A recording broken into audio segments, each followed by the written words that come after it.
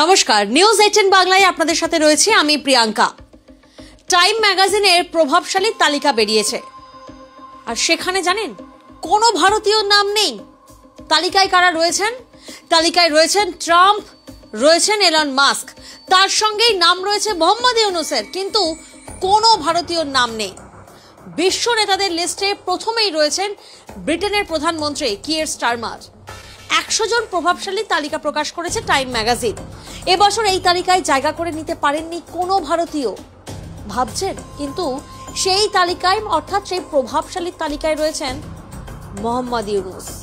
প্রভাবশালীদের মধ্যে রয়েছেন বাংলাদেশের অন্তর্বর্তী সরকারের প্রধান উপদেষ্টা মোহাম্মদ ইউনূস, মার্কিন প্রেসিডেন্ট ডোনাল্ড ট্রাম্প ও টেসলা কর্তা এলন মাস্কের সঙ্গেই তালিকায় নাম লিখিয়েছেন মোহাম্মদ ইউনূস। অর্থাৎ 100 জন প্রভাবশালীদের নামের মধ্যে ডোনাল্ড ট্রাম্পের নাম রয়েছে, এলন মাস্কের নাম রয়েছে, মোহাম্মদ ইউনূসের নাম রয়েছে, কিন্তু কোনো ভারতীয় নাম নেই।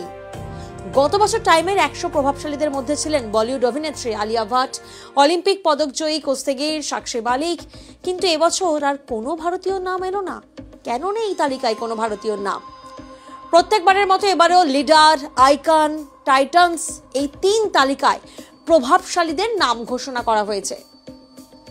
বিশ্ব নেতাদের লিস্টে প্রথমেই রয়েছেন ব্রিটেনের প্রধানমন্ত্রী কিয়ার স্টারমার। গত বছরের নির্বাচনে ঋষি সুনাকের কনজারভেটিভ পার্টিকে ধরাশায়ী করে জয়লাভ করে তাঁর দল লেবার পার্টি। রাজার দেশের কুর্সি দখল করেন স্টারমার, আর এরপরই রয়েছেন ডোনাল্ড ট্রাম্প।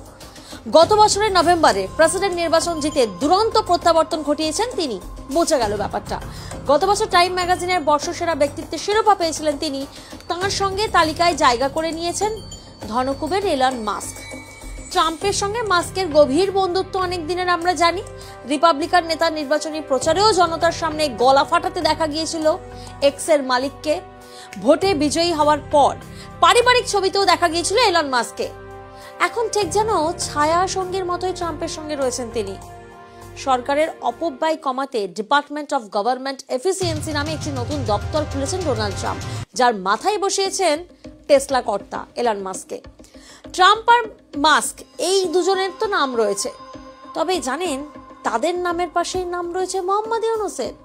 গত বছরের 5ই আগস্ট ছাত্র জনতার গণ অভ্যুত্থানে প্রধানমন্ত্রীর গদি হারান শেখ হাসিনা। 8ই আগস্ট নোবেল জয়ী অর্থনীতিবিদ ইউনূসের নেতৃত্বে শপথ নেয় অন্তর্বর্তী সরকার। 84 বছর বয়সে ইউনূস এই তালিকায় উঠে আসে সবচেয়ে প্রবীণ ব্যক্তি। এছাড়াও এ বছরের তালিকায় রয়েছেন বাশার আল আসাদ। সেই আলোচনাতেও আসছি, কিন্তু তার আগে এই প্রশ্নটা উঠছে যে বাংলাদেশ থেকে একাধিকবার অভিযোগ আসছে, হিন্দুদের উপর অত্যাচারের অভিযোগ সামনে আসছে, দুর্নীতির অভিযোগ সামনে আসছে, একটা অস্থির পরিস্থিতি বারবার অভিযোগ সামনে আসছে, আর সেই বাংলাদেশ থেকেই 84 বছর বয়সী মোহাম্মদ ইউনূসের নাম রয়েছে প্রভাবশালী ব্যক্তি হিসাবে, কিন্তু কোনো ভারতীয় নাম নেই। নাম রয়েছে বাশার আল আসাদ, বিদ্রোহীদের কাছে হার মেনে গত বছরের ডিসেম্বরে সিরিয়ার প্রেসিডেন্টের গদি হারান। এই তালিকায় স্থান পেয়েছেন মেক্সিকোর প্রেসিডেন্ট ক্লডিয়া স্টেইনবাউম, মার্কিন বাণিজ্য সচিব হাওয়ার্ড লুটনিক, মার্কিন ভাইস প্রেসিডেন্ট জেডি ভ্যান্স, বিশ্ব স্বাস্থ্য সংস্থার প্রধান টেড্রোস আধানম গেব্রিয়েসুস, জার্মানির রক্ষণশীল নেতা ফ্রেডরিক মের্জ এবং দক্ষিণ কোরিয়ার নেতা লি জে মিয়ং। কিন্তু কোনো ভারতীয় নাম নেই।